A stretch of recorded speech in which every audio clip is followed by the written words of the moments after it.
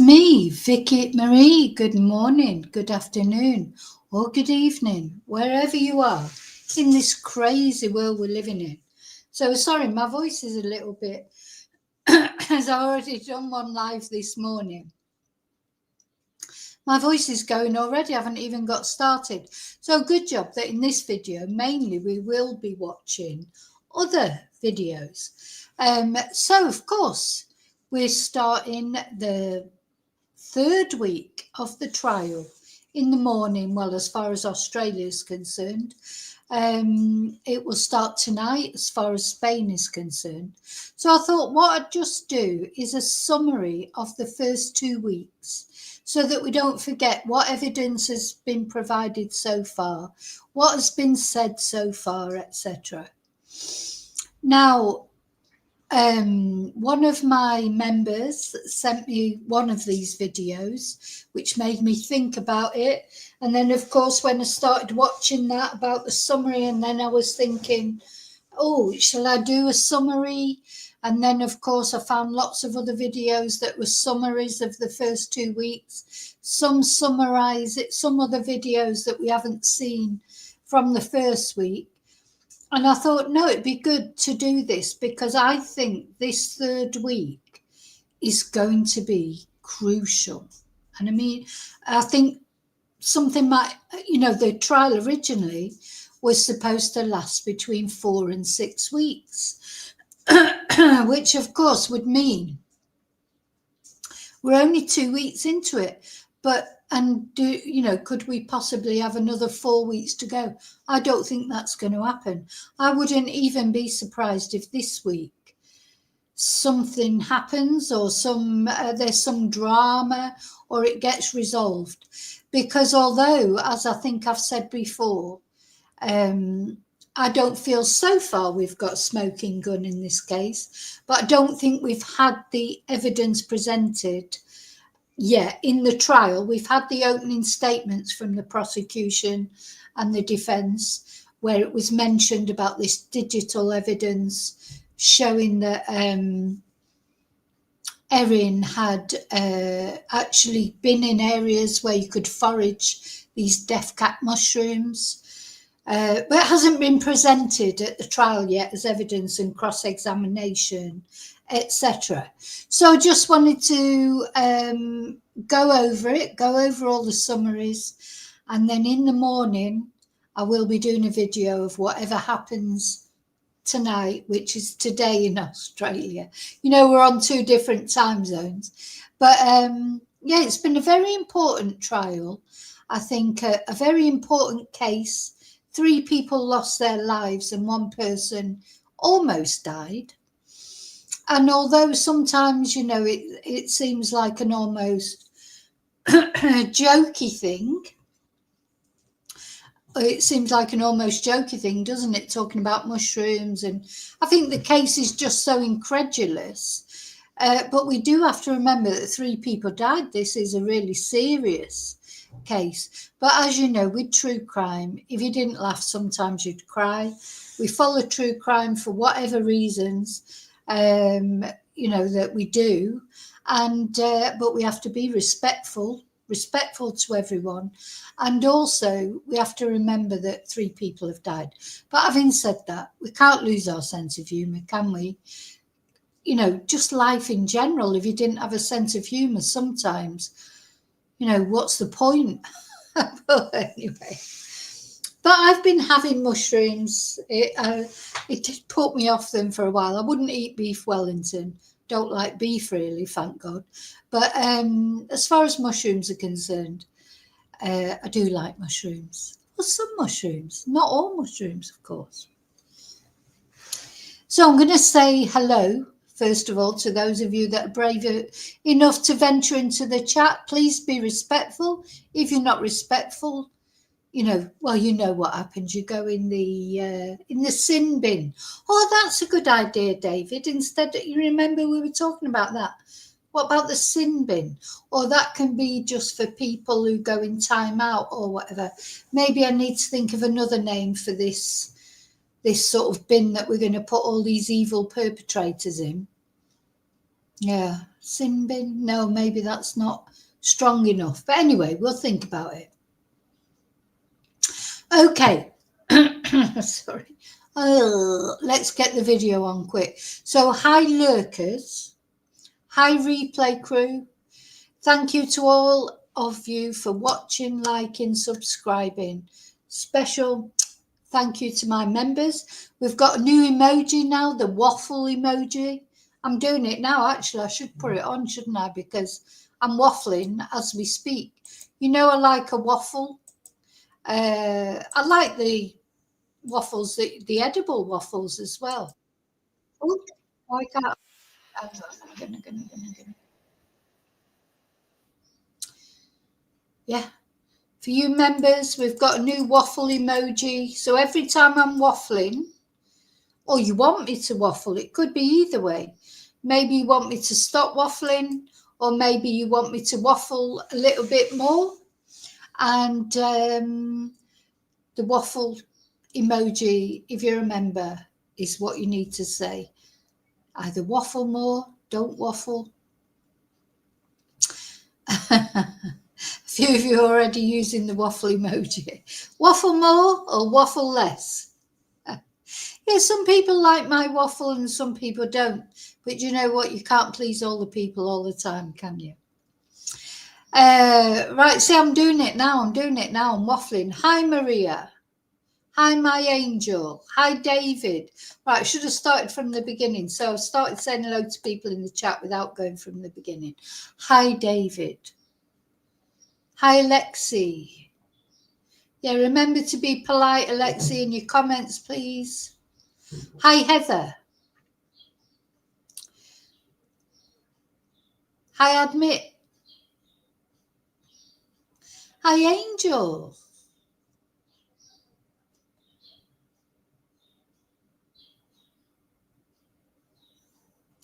Oh, Heather likes my waffle. Hi, Pam. Okay. Hi, Maria. Did I say hello to Maria? I think I did. Of course, it's quite late, isn't it, in Australia at the moment?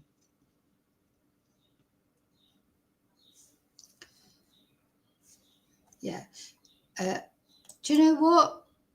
I've sort of had enough of Alexi because it just keeps saying weird things. So I've given him a chance and I just can't be doing with it. So if you can't be respectful, don't join in. Sorry, Alexi. Okay, so let's have a look. Oh, let me take off my banner. Oh, and let me say, sorry, I'm getting completely confused now. This is the trouble when you get someone like Alexi on the stream. They're almost deliberately trying to derail your stream because they're like subtle trolls, trying not to be a troll, but actually they're trolling. So they derail your stream by distracting you, and I've let him distract me or her. I don't know if it's a man or a woman. But anyway, they're gone now. So, yeah, thank you all for liking, subscribing, sharing, making nice comments. Thank you so much. Thank you to my members. Thank you to everyone who sent me a super chat, bought me a Ko-fi, sent me a nice email, sent me a nice message. Thank you so much.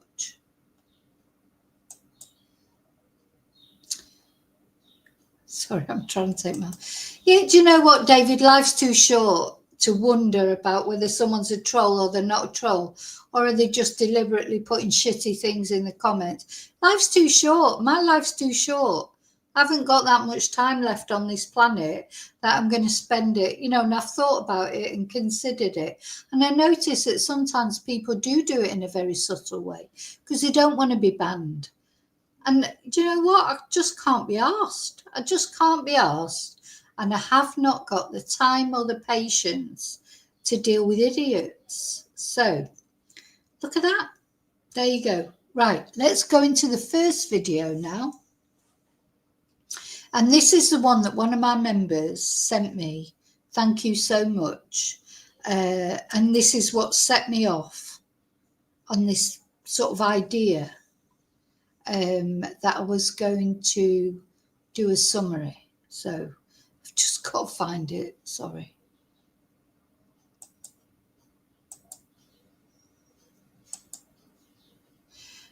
what we know so far. So I want to give credit to, well, when I find where it is to share it. So yeah, let me credit the project because this is their video, but we're going to have a look at it. It's very illuminating, and it's an interesting summary of what we know so far. The explosive details we have heard to date and just what more we can expect. Erin Patterson stands accused of murdering her estranged husband's parents, Don and Gail Patterson, and his auntie, Heather Wilkinson, and attempting to murder Heather's husband, Ian. While the defence argues Erin did not deliberately serve poisoned food to her guests. We've heard from several key witnesses in the first 2 weeks of the trial, including family, hospital staff, and the only surviving guest, Ian Wilkinson. Based on Ian's testimony, Erin had unexpectedly invited the group for lunch, where they discussed her recent cancer diagnosis. However, the defence conceded she lied about the diagnosis. Ian also told the court Erin refused help plating the meals and was hesitant to. So there's a few things there straight away, isn't it? Well, there's something that I'm not sure of, to be honest. Now, you know that Erin had invited her husband, Simon, to the meal, and he refused to go in the end. I'm just surprised she didn't call it off, really, at that time. Anyway, one of the videos we're going to watch is because some of the problem in this case for me, and probably for a lot of people, is what is the motive? Why did she do this? You're talking about a woman who had no money problems, had a lovely house, 2 children. It seems like she had everything she needed. She was, obviously I know you don't know people's real life, but she on the surface, she didn't have the problems that many people have. Most people's problems are either financial, health, relationship problems. Seems like she was the one who didn't want to get back with her husband. He speaks quite well of her most of the time. I mean, maybe they had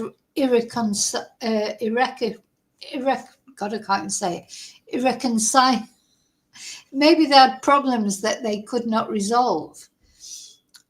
But they didn't seem to have a terrible relationship, did they? So, what was Erin's motive? Why was she prepared, if she's guilty, why was she prepared to give up all those things that she clearly had for just to sort of poison her relatives? And did she poison them, if she's guilty, as I say? Was it to murder them? Did she mean them to die? Or did she just, misjudge it? And really, she just wanted to make the meal just out of spite. And as it happened, she misjudged it and they died. So, these are the things we've got to sort of, well, we don't, but the jury has to wrestle in their heads. Did she do it? Why did she do it?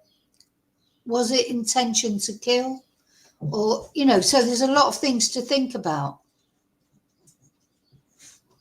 And why, when her ex-husband, who I presume was the prime sort of reason, the prime sort of irky thing that was bugging her, he decided not to go, but she still went ahead instead of cancelling it. And was she hoping to hurt him in that way by killing his mum and dad, or making his mum and dad very ill? Show guests her pantry. That she served her guests on grey plates, while hers was an orange tan colour. Erin picked up the odd plate and placed it on the table. She took it to her place on the table. The children of the deceased were emotional as they described their parents' final hours in hospital, having presented there the morning after the lunch. At that time, Erin had not yet sought medical help. Testimony from Ian and Heather's daughter Ruth highlighted her parents' surprise. They talked about their concern for Erin maybe coming to hospital as a precaution. They felt she should be there also. Erin admitted herself the following day, but despite doctors' warning she may need a liver transplant, discharged herself from hospital. Yeah, so imagine you're at the hospital, the doctors are saying to you, well, you know, the people that you had at your lunch, they're like really ill. I think 2 of them were in a coma at the time. And you might need a liver transplant. They were probably trying to shock her, because when she was saying she wanted to go, and they were probably trying to keep her there because they were worried about her. And they said, well, you might need a liver transplant. And as I've said before in the videos that I've done before, nobody hates hospitals more than me. There's nobody would be more keener to go home than me. But if I thought the people I'd prepared a lunch for had suffered from death cap mushroom poisoning and, were so gravely ill, and the doctors were telling me, oh, well, God, if you might end up needing a liver transplant, I would not have left that hospital. Nobody would. I think this is a big thing against Erin. Why would you? And then, of course, there was the fact that she didn't seem that concerned about her children either, even though ostensibly, possibly, they might have suffered the poisoning from the mushrooms. So these are big things, aren't they? Against advice. Her life was at risk. These guys were really unwell. As the lunch guests fought for their lives, Don and Gail's son Matthew called Erin, desperate for answers about what might have made them so sick. She mentioned there were fresh mushrooms from Woolies and there were dried mushrooms from a Chinese grocer or supermarket. I had toxicology people who were with us who wanted to know. Testimony from Simon claiming that as his relatives lay in hospital, Erin never once asked how they were. It intrigued me that she didn't actually ask. Just 6 days after the fatal lunch, Heather and Gail died while Don passed away the following day. After almost... I think what's especially sad as well with this, isn't it? We heard the evidence that Ian and Heather, Simon Patterson's aunt and her husband, they were delighted to be invited for this meal. Delighted. Because they didn't know Erin very well. They'd never been invited for a meal at her house before, and they were so chuffed. And everyone said it was delicious as well, didn't they? So this is Ian. He was the only survivor, wasn't he?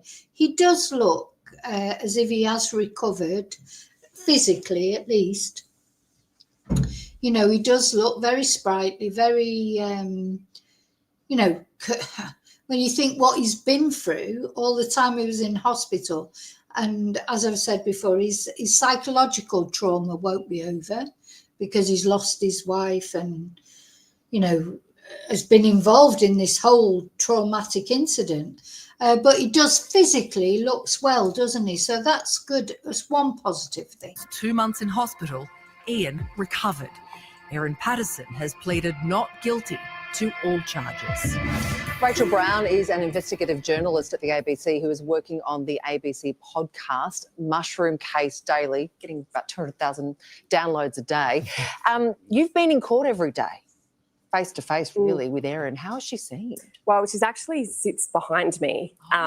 She's in the dock at the back of everyone. So I've tried not to look around too much because a lot of people are doing it. I understand the need to for daily reporting, but I would feel like a zoo exhibit myself if everyone was watching every move and did she flinch, did she smile? So the only smile that I've seen is when she was watching a video of her son playing with his granddad, who's one of the people, Don, who passed away from that lunch, and they were making a rocket-propelled car in the backyard. And Now, it's interesting what she's saying there. So Erin sat right behind her in the trial, and she's saying she doesn't like to look behind because she doesn't want to make her feel like an exhibit. And I think it's probably more to the fact that you'd have to actually turn round and look round. If she was sat there right over in front of her, I'm sure she'd be looking at her all the time. And it's interesting that she said that the only times really she's seen Erin smile was that when she saw her son playing with his granddad. Now, I think Erin does love her kids. I don't think Erin took any chances with her kids at all. I don't think she would have given them the leftovers of the mushrooms. Not for a million years. The kids ate the leftovers, but there was no mushrooms on them. I don't think they were scraped off. I don't think they'd ever been on there. They were probably the leftovers of Erin's portion, because Erin's portion did not have any poison on it, did it? So, you know, allegedly. So I do think Erin loves her kids. I don't think anyone has put any dispute into the fact of Erin being a good mother, loving her children. You know, sometimes things just go wrong in life. You can never. I'm preparing a video at the moment about a cold justice case, and you never know what's going on in someone's mind. You know, Erin, whatever the motive was, we're going to look at a little video that sort of tries to explore what the motive was, or is it even important? I think this is the biggest problem in this case. People are thinking, why did she do it? We all want to know why. You know, normally there's a reason, like someone's going to take your kids off you, or someone's going to, you know, take half your business off you, or someone's seen somebody else, or someone's found out about your affair, or whatever. You know, there normally is a motive, and I think this is a problem in this case. There's not a clear motive, but I don't think there's any dispute. Erin loves her kids, and that's it. So when she started smiling, seeing her son playing with his granddad, she was probably smiling at the sight of her son. But then you've got to think, well, why would she take his granddad away from him? She smiled at that, and that must have been a really nice moment for her. But most of the time, as you're watching now, it's just a face of pain, you know. And I think that the starkest moment I saw was when her daughter, the evidence of her daughter was played talking to a police detective, and she was this tiny little 9-year-old that was being swallowed up by this green chair, and her pink trainers are just dangling over the edge because her legs don't even touch the ground. Yeah, and then after what I've just said, that she's a good mum, then you think, well, how has she ended up putting her kids through this if she's guilty, for having to testify? I mean, don't forget, the kids testified on a video. They weren't there in the courtroom. The kids are under 16. They can't be named for legal reasons. But this little girl is only 9 years old. You know, was Erin so sure? I'm starting to think now, my thoughts are starting to go in the way of, I don't believe Erin maybe meant to kill them. Maybe she just thought she would just poison them and make them, you know, it's like make them feel bad, and that'd give her an inner satisfaction. I'm starting to think maybe she did not intend to actually kill them. And Maria, what you're saying there, I think, yeah, if Simon would have gone, she definitely would have poisoned him as well. But I'm sort of starting to think, did she not mean to kill them? You know, just mean to sort of make them ill for whatever reason, you know, just because people do that kind of thing. You know, you can't, you might think, you know, as I would think, you can't imagine, you might think about it in a fleeting moment. Listen, you know, I'm no sort of angel. You know, sometimes you get so angry with something, you think, oh, you wouldn't actually do it, poison somebody, even to just make them feel ill. You know, it's a horrible thought, isn't it?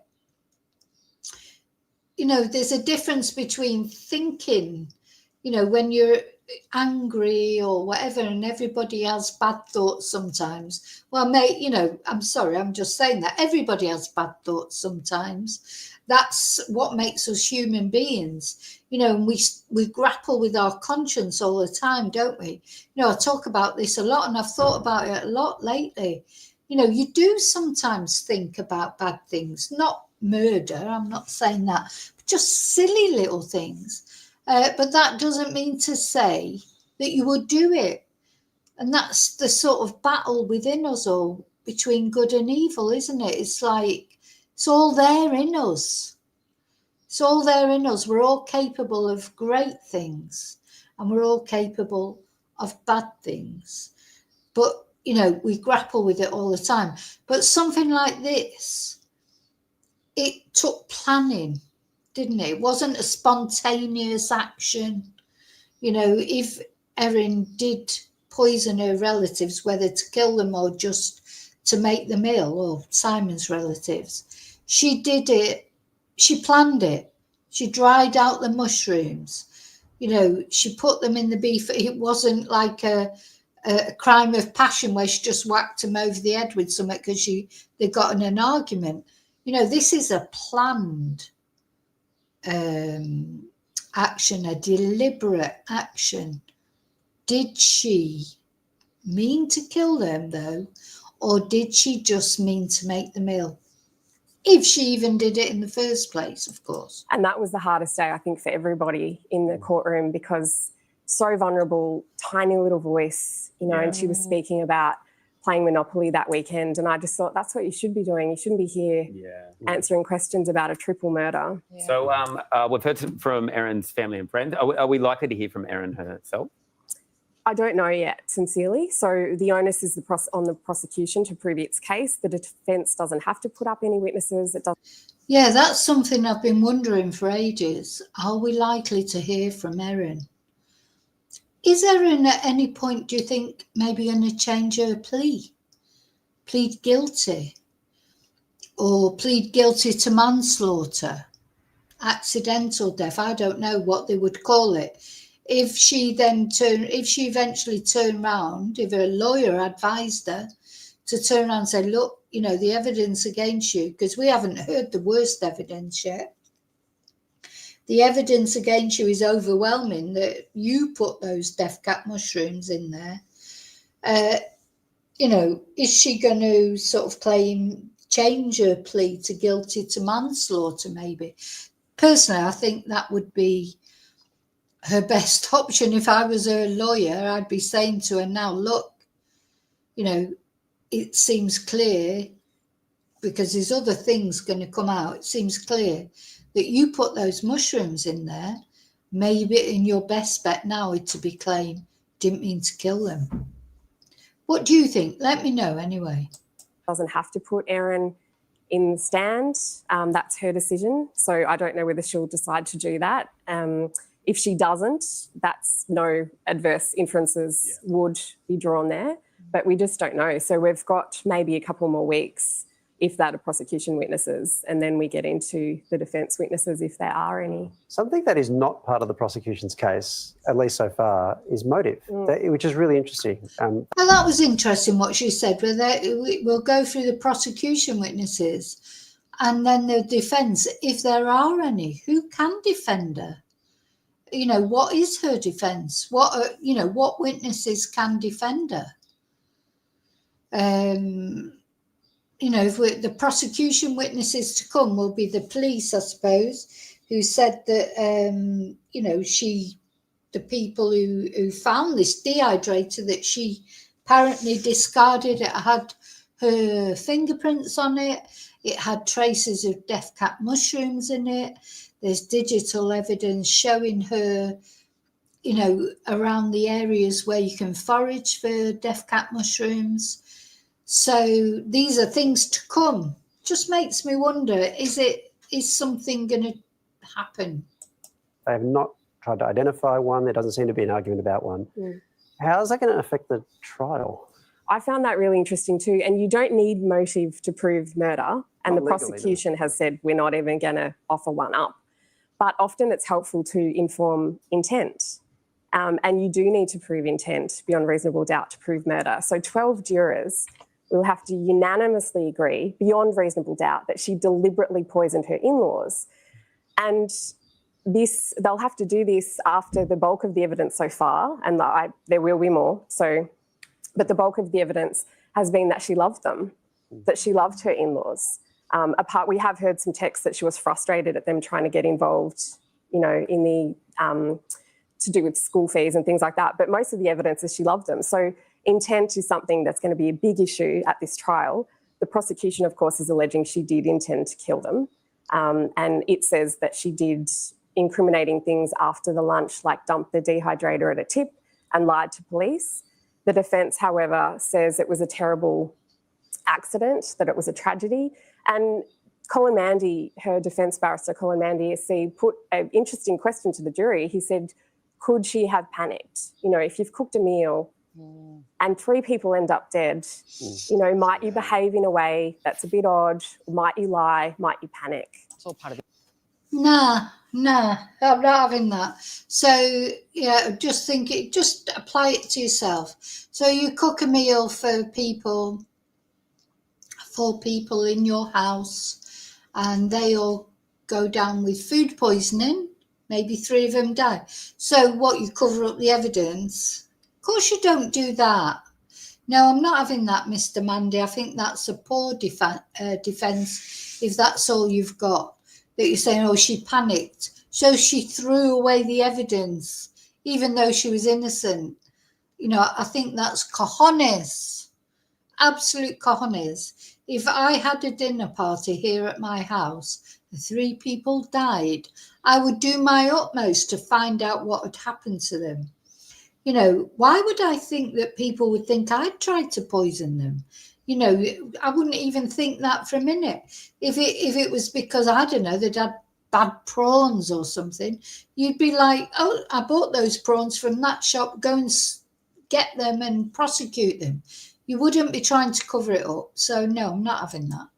People might not know, but there's a ballot, isn't there, to get a seat in the court, Rachel, every day? There is. 6 people only. I mean, how do you feel when you're waiting to know whether your name's called out or not? Well, we have got a seat for some of the days, but often we thought that there'd be a lot more general public, and maybe after this there will be, but I've managed to snare a seat on a side bench. Yeah, so just a reminder, the trial is not being televised, it's not being recorded, none of it, but the media are allowed in there. I think it's 6 media representatives a day are allowed in, and then they can report on it, no problem. But there is no photos, no actual recordings, and of course we can't see what the jury can see, but the media are allowed to report on whatever they like. So it's sort of semi-public trial, isn't it? When I've missed out on a media seat, so I've been there for most days to see the gravity of what's going on in there. And it has been, like I said, it's been really intense. And in the public, I listen to things, you know, like jokes about mushrooms and memes on Instagram. So I guess I'd just like people to remember that 3 people have died, and, you know, communities are grieving, and a whole family has been demolished. Yeah, there's the intrigue and then there's the seriousness of the situations. No, and it's true with all true crime cases, isn't it? Of course we're intrigued, especially in a case like this, which is, well, do you know what? Have we ever seen a case like this where somebody's invited their estranged in-laws over to lunch and poisoned them with death cap mushrooms? You know, certainly not. So, of course, everybody's intrigued. You know, you can't make people not be intrigued in a case like this. But yeah, it's serious all the same, isn't it? Because 3 people have died, and we have to remember that, and we have to show respect always. Okay, now where are we now? So we're going to another sort of summary now. This is from The Australian, which is talking about 3 key witnesses so far that have spoken. My name is Ellie Dudley, and I'm the legal affairs correspondent with the Australian newspaper, and I'm coming to you from chilly Morwell, a tiny town of about 13,000 people that is currently hearing possibly the biggest criminal trial of this year. That is, of course, the criminal trial of Erin. I think this is interesting as well, because it's such a tiny town. You know, we hear that so often as well, don't we? Oh, nothing like that ever normally happens here. We can't believe this has happened. But I personally believe that in small towns are more likely for something to happen. When I think about my little village and all the things that have happened here since I've lived here, you know, you just won't believe it. Because small towns hold big secrets. And you just literally never know what's happening in someone's mind, what they're planning, what they're doing. It's quite scary, really, isn't it? Anyway, here she is, Erin. Erin Patterson, the Leongatha mushroom chef who was accused of murdering 3 of her ex-husband's relatives and attempting to murder a 4th by feeding them a poisonous beef Wellington at a lunch at her home in 2023. Erin Patterson has pleaded not guilty and has always denied any wrongdoing.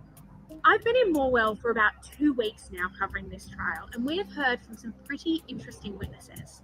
I'm going to take you through 3 key witnesses that we've heard from. The first key witness is Simon Patterson. He is, of course, the estranged husband of Erin Patterson, and he gave evidence pretty early on in the trial. Now, we know that Simon's parents, Don and Gail, and his aunt and uncle, Heather and Ian, actually attended the lunch.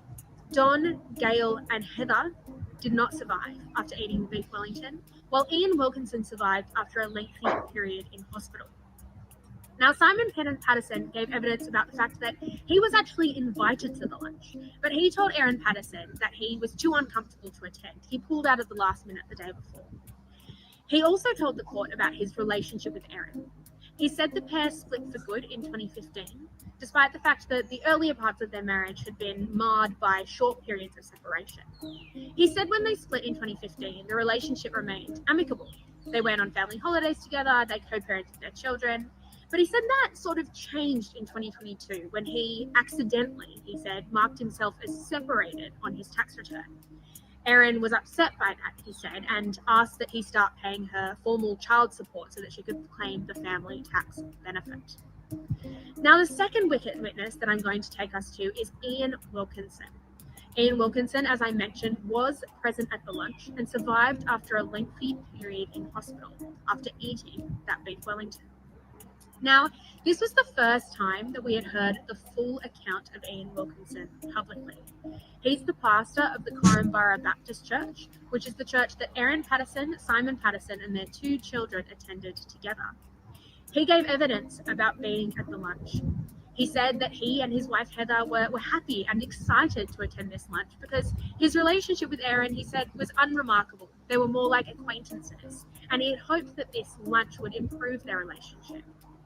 Now, he gave evidence about being at the lunch and noting that while he and the other guests were eating off of large grey plates, he noticed that Erin Patterson was eating off of a smaller, tan-coloured plate. He also gave evidence about Erin Patterson being reluctant to let her guests tour her pantry and how she rejected help from her guests when they offered to help her plate up the beef Wellington. Now, the third key witness that I want to take us to, or key witnesses, I should say, are the kids of Simon and Erin Patterson. Now, they can't be named for legal reasons, and they didn't give evidence in person. Instead, the jury was played pre-recorded evidence that they had given in police interviews in August 2023, a few weeks after the lunch. Now, the daughter, the 9-year-old daughter of Erin and Simon Patterson. Yeah, how awful that these young children have had to give evidence, a murder trial against their mother. I know they haven't had to go to the trial. These are videos that are being released, but this is their grandparents that are deceased. How will these children ever recover from this trauma? It's awful. Spoke about how she, her brother, and a friend weren't welcome at the lunch.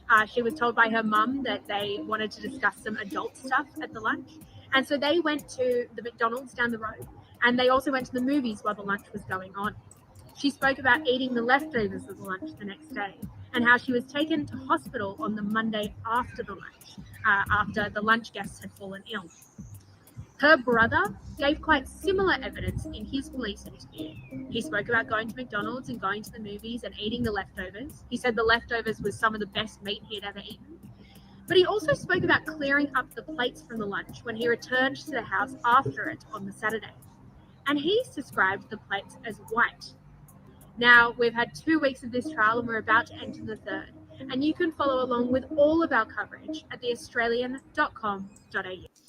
Yeah, that's strange, isn't it? Because, of course, Ian, the survivor, He said that the plates were grey, except Erin's plate, which was a different size and a different colour. But the children said white. But, you know, do children notice colours so much? This is the problem when you're dealing with witnesses. You never, you know, it's difficult, isn't it, to say.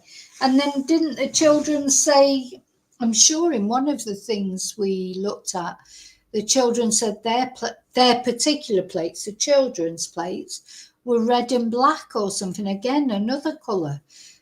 So anyway, that was an interesting thing to talk about these three key witnesses.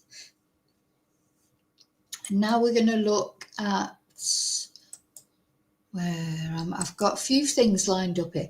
Oh, so this is a podcast from the Guardian. God, I don't know if I'm speaking English or Spanish.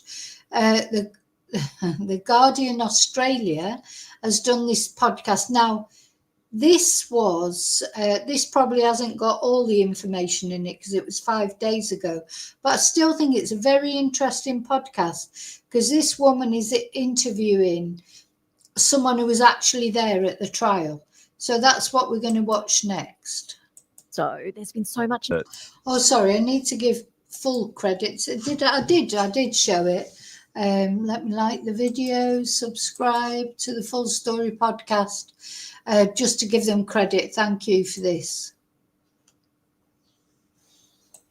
The allegation. And this was so interesting because I think this will not have looked good to the jury.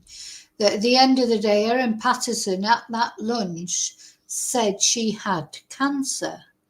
Said to her guests that she had cancer. They all prayed for her, you know, because of what she said. Now, her defense said, no, she did not say she had cancer. She said that she was suspected to have cancer. And Ian, the survivor, who was very, very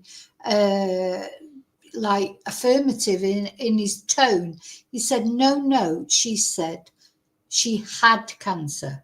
Not that it was suspected she may have cancer, like she tried to twist it to that. So that lie that she told about having cancer, that definitely will have not looked good, will it, for the jury?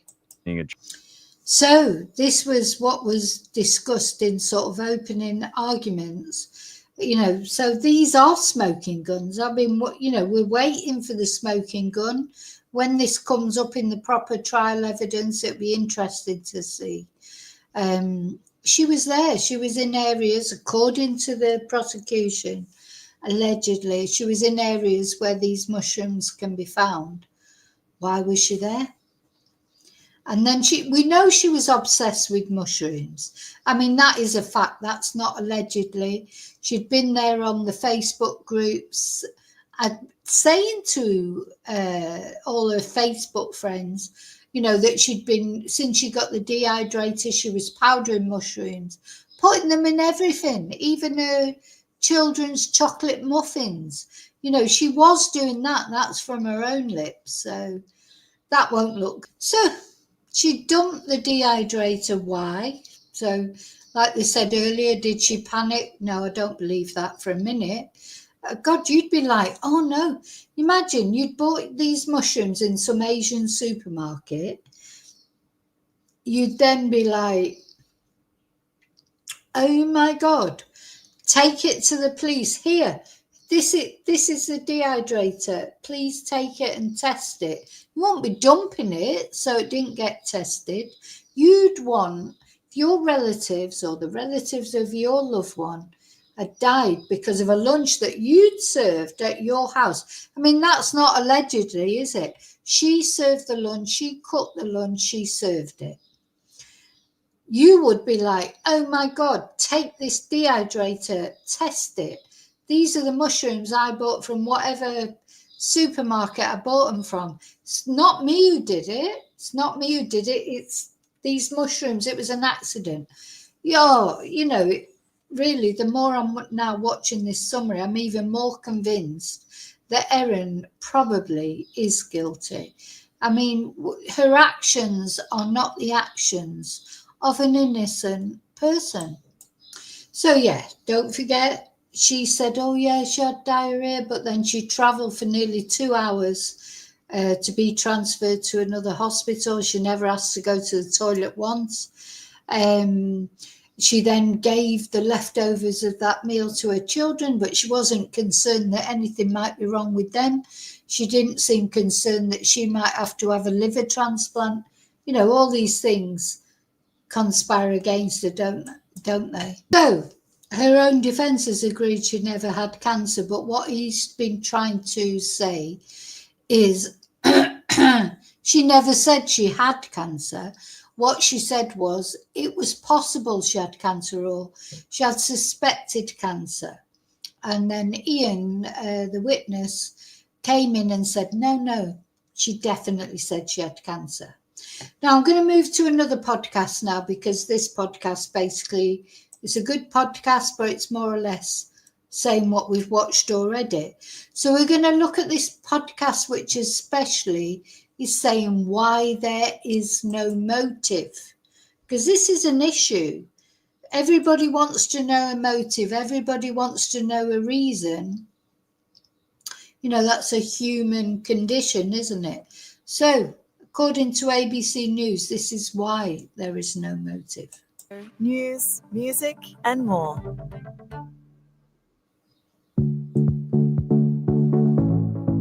Hey, Jules and Jez here, and on Not Stupid this week, we're talking about baking. Yes, it's a copyright stoush between two cookbook authors, Nagi Mahashi and Brooke Bellamy. So who owns a caramel slice recipe? You can find Not Stupid on ABC Listen. I'm hungry.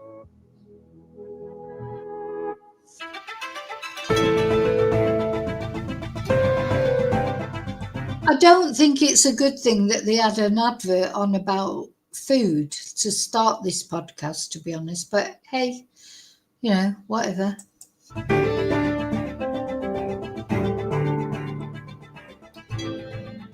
He was the sole surviving guest of a deadly beef Wellington lunch. Now he's had the chance to tell his story in court. Pastor Ian Wilkinson has given evidence in the trial of Erin Patterson, who's accused of attempting to murder him and of murdering his wife and another couple. Today, investigative and true crime reporter Rachel Brown on the latest from the mushroom murder trial. I'm Sam Hawley on Gadigal Land in Sydney. This is ABC News Daily.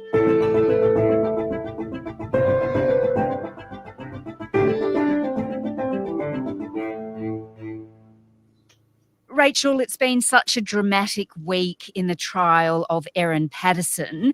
For the first time, we've heard from the sole surviving guest of the lunch, which led to the deaths of 3 people. Yes, Pastor Ian Wilkinson, he was the only guest that survived that deadly beef Wellington lunch.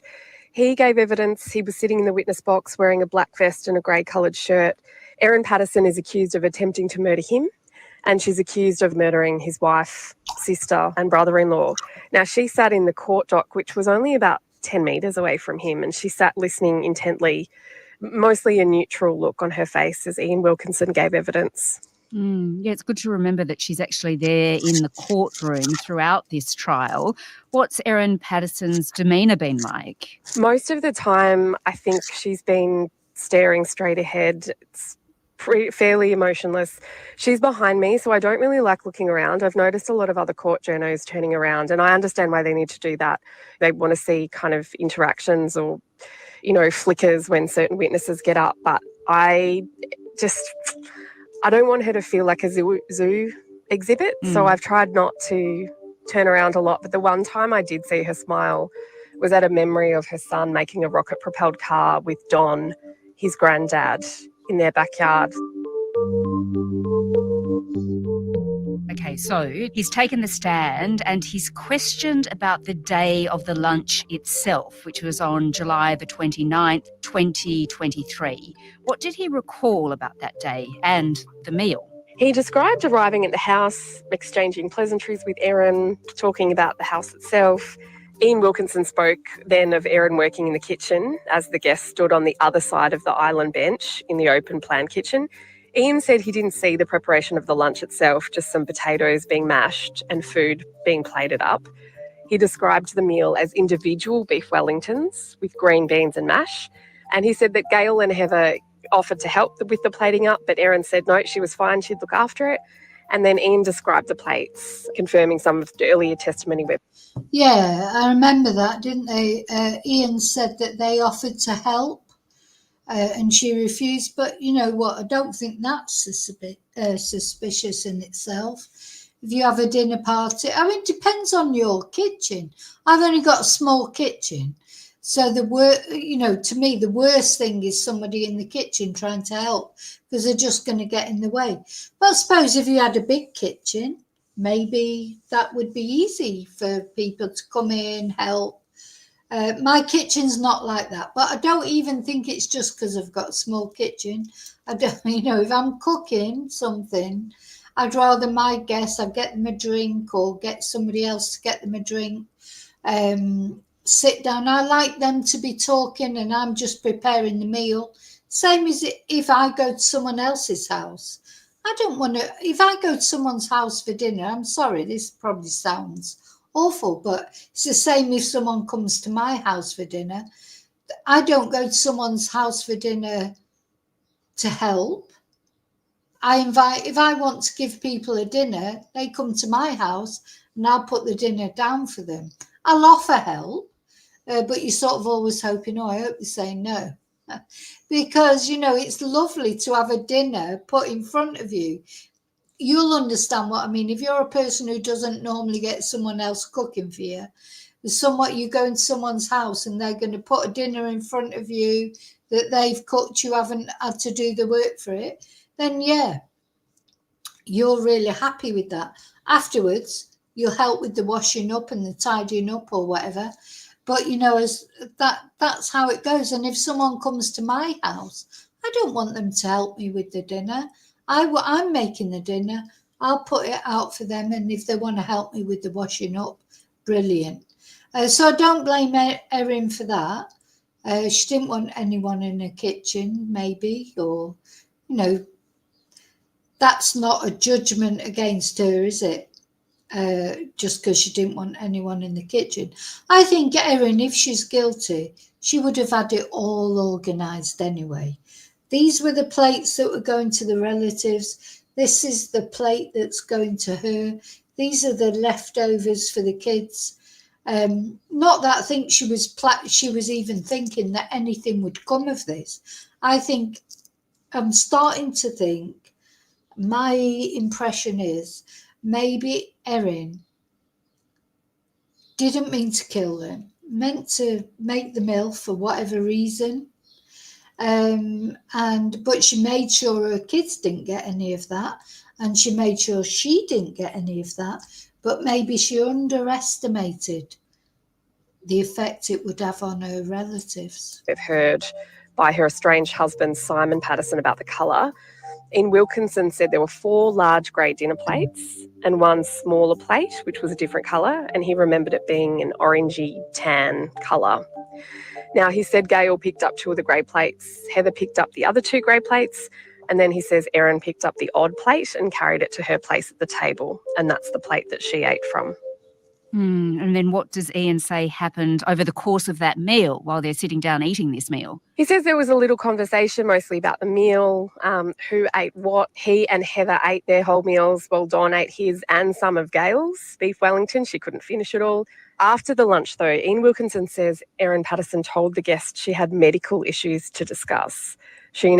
So after the lunch, she said she had medical issues to discuss. Anyway, and that's an important thing, isn't it, that Don ate not only his plate of beef Wellington, but he ate also his wife, Gail. She couldn't finish hers. She only ate half of it, and Don finished it off, and Don was the first one to get ill. Announced that she had cancer, and Ian says she believed it was very serious, that it was life-threatening. The defence has told the court, however, it concedes that Erin had never been diagnosed with cancer. Okay, so that's what was happening during the lunch. Mhm. And then the questioning turns to when Ian and his wife start to feel really ill.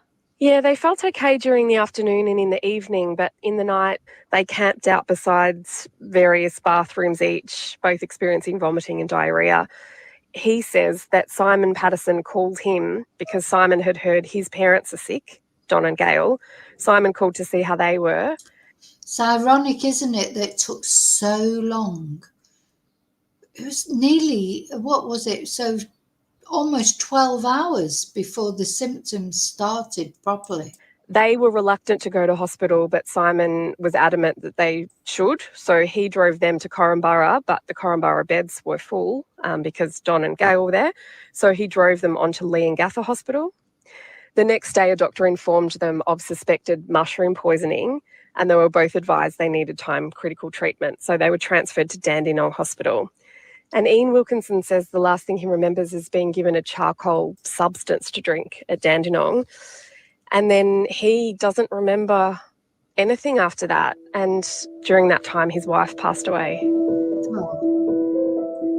The two women died on the Friday after. Yeah.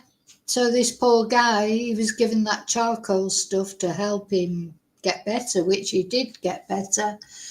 And that was it. Doesn't remember anything. And in that time, his wife died. So very sad. The lunch, Don died the next day. I think that was the same day Ian was put into an induced coma.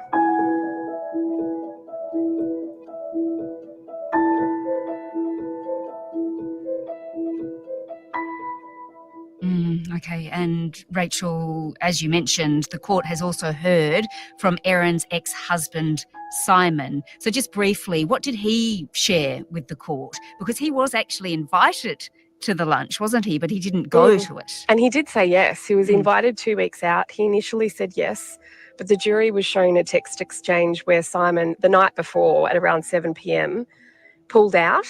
He told Erin via text he was too uncomfortable. Erin replied that she was disappointed. You know, she'd spent a lot of time and money on cooking this meal. She wanted him there because she said in the text message it might be the last time she could host a lunch like this. Simon's testimony outlined his relationship with Erin. He said that despite separating in 2015, the pair had remained amicable until the end of 2022. Now, that's when tensions arose when Erin found out Simon had listed himself as separated on a tax return. So that has implications for the kind of government benefits that Erin could claim, including child support. So Erin apparently was not happy. Honestly, the more I watch this case, I think that is the motive. If there is a motive and Erin is guilty, that's why. When he declared himself as separated on that and it affected her benefit, well, I still can't really understand how she could have got any benefits because she inherited $2 million from her grandmother. Why could she even get any benefits, really? But anyway, never mind. I think that is the motive, because although that Erin, if there is a motive, if she is guilty, of course, allegedly, she was angry with that, even though she didn't really want to be with Simon. She didn't like the fact that he said that he was separated, because perhaps it affected some way her financial thing. If there's any motive in this case, to me, that is the motive. That is the motive. That's what I believe. And sent, quote, extremely aggressive messages to the family group chat over these child support payments in the months leading up to the alleged murders.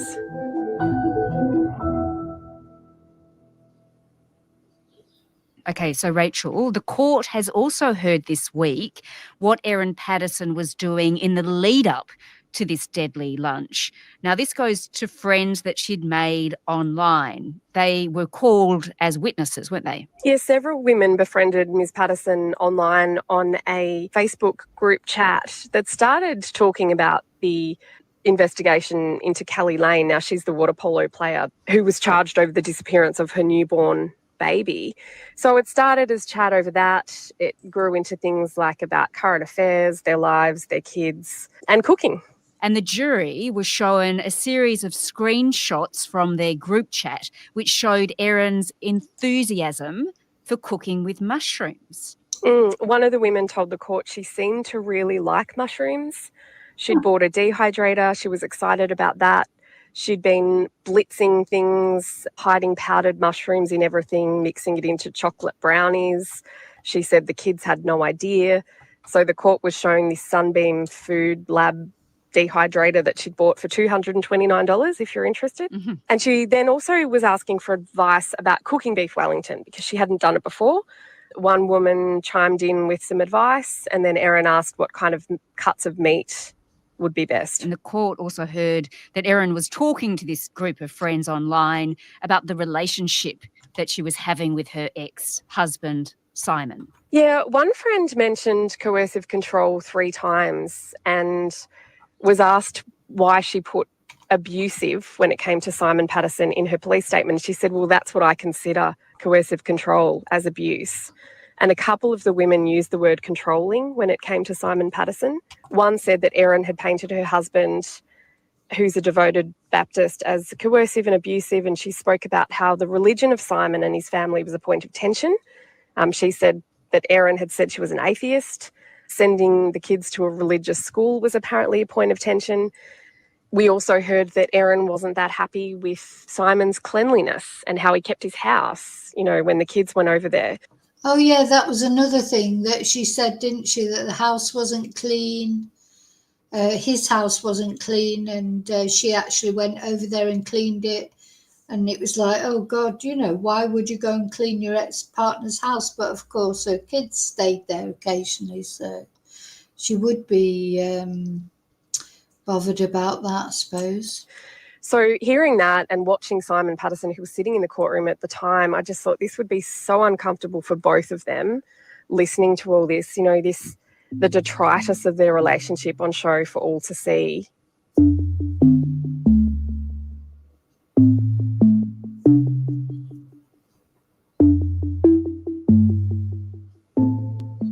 Right, well, Rach, that's some of the key evidence that the court has heard already, but let's just zoom out for a moment. It's all still playing out, of course, but just explain to me and remind me what the prosecution's case actually is. What are they putting to the jury? The prosecution, led by Nanette Rogers SC, is alleging that Erin deliberately poisoned, with murderous intent, each of her lunch guests. Now, the prosecution says that Erin invited Don and Gail Patterson and Ian and Heather Wilkinson for lunch on the pretense that she'd been diagnosed with cancer and needed advice on how to tell the kids. But the prosecution says Erin didn't consume any of the death cap mushrooms, but just pretended she was suffering the same type of illness as the lunch guests to cover it up. Now, the prosecution is alleging Erin told a number of lies. They are where she had sourced the mushrooms. She says it was from Woolies and an Asian grocer. The prosecutors allege Erin used iNaturalist, which is a website to locate mushrooms and other flora and fauna. The jury was told of 2 posts to that iNaturalist site, 2 sightings of death cap mushrooms in the Lock and Outram areas. And the prosecution says that Erin visited both of those towns, Lock and Outram, soon after those posts were made.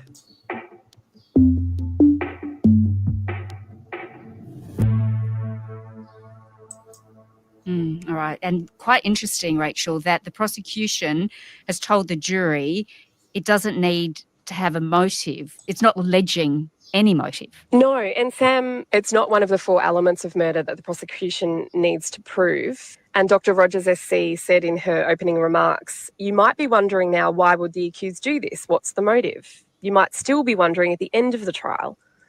But motive is not something that has to be proven by the prosecution. You do not have to be satisfied what the motive was, or even if there was one. But Sam, I will say it might not have to prove motive, but it does have to prove intent. So it seems that without a motive, the jury will have to still somehow decide if Erin Patterson did deliberately and intended to deliberately poison her guests with death cap mushrooms. And Rach, of course, Erin Patterson has pleaded not guilty to all of these charges. So what is her defence arguing in the court? When the trial opened, her defence barrister, Colin Mandy SC, said there was no intent to hurt anyone and the deaths were the result of a tragic accident. He said... Right, now I just want to finish that there because I do think that's true. Or, you know, what I'm starting to think is, and as I say, just my thoughts. Literally everything I'm saying on here are my thoughts. Doesn't mean to say, you know, it's true. Hang on, let me put my... Yeah. Everything I say on here are my thoughts, my opinions. That's all that I try and, you know, provide the facts that go with it. I'm telling you what's been presented at the trial, but I've got my thoughts. Some of you will agree with them, some of you won't. You're free to put your opinions down as long as you don't attack me or anybody else. But I'm starting to sort of get this feeling. I don't think Erin maybe intended to kill these people. I think Erin intended to make the meal. It was like a bit of a revenge thing. I do think she's guilty. I do think she put the death cap mushrooms in there. But I think she maybe misjudged. Maybe didn't mean to kill them. Meant to make the meal. And it all backfired terribly. What do you think? I mean, let me know anyway. Do you think she actually intended to kill them? Or do you think she's totally innocent? It was all some accident, you know, from mushrooms that she bought at some Asian grocers that she can't even remember who they were. Let me know what you think. Anyway, and tomorrow I'll be back with the next day of evidence. What will happen? It's interesting. Week 3, day 10 of this trial. What's going to happen? I think it might all even get wrapped up this week. I don't think, you know, they initially said it was going to take between 4 and 6 weeks. And they're already saying it's going to take less than that. I won't be surprised if it's all wrapped up by the end of the week. It'd be an interesting week. Anyway, I hope you'll join me. Thank you for joining me today. I'll see you really soon. Oh, and thank you, replay crew. Thank you, lurkers. Thank you. Oh, let me put my banner on. Thank you to everyone who watches, likes, subscribes. God, I can't believe my voice is going. You know, I've realised I can't talk this much because along with the lives that I do or the videos that I do, and then of course my sort of other job is Spanish teacher. That's all talking. Everything I do is talking. So I've got to rest my voice because you can hear it's going. Take care. I'll see you really soon in the next video. Thank you so much. And until I see you again, may your God go with you. Bye.